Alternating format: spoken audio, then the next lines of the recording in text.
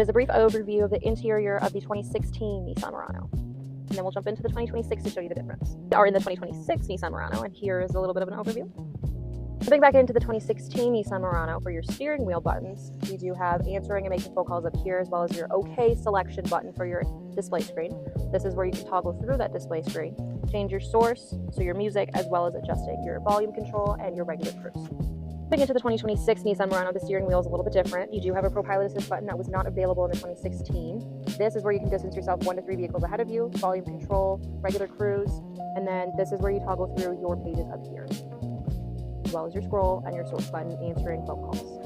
Quick overview of the 2016 infotainment center. You have your climate control buttons all in one area right here, as well as your touch screen that is compatible with Bluetooth.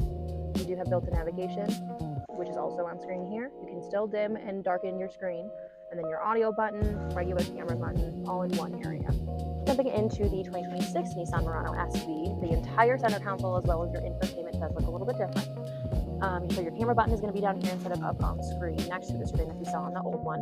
You do have gear buttons instead of the actual drive shaft, wireless charging pad, different drive modes here. Your climate control is still in one section, but if you want to see a little bit more features and in depth, you'll click on screen. That way you can function your available now heated seats on the SV. You can change the temperature as well as the info. On screen, you do still get your regular radio station. Sirius XM is still available in the vehicle, and this is compatible as well with Apple and Android CarPlay. Now you can swipe over. These are widgets just like your Apple or Android phone, where you can actually customize it how you wish. The back seat, you get the same legroom that you will get in the 2026. One of the main differences is the fact that you can put these seats back. They do still have the little hooks for the car seats as well. 2026 Nissan Murano in the back seat. They have covers now, and they're stuck out a little bit more, so they're easier access for the car seats, but you cannot put the seats all the way back the way you're able to lean the other ones. This is as far back as it goes.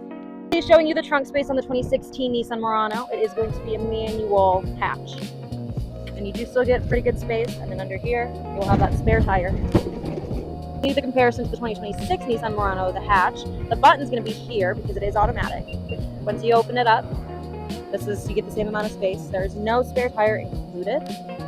And then right here, a bigger difference too, you can actually manually set the height. If it does go up a little bit higher, press and hold this button here, and it will lock to always open up to that desired height. And this button here will lock all the doors before you head inside. Last differences in the 2026 Murano versus the 2016 is that the Nissan Safety Shield 360 is standard. And you can tell right here with the sonar sensors in the front that are not on this, as well as in the back. All around the vehicle, sonar sensors to help with parking as well as traffic and other vehicles.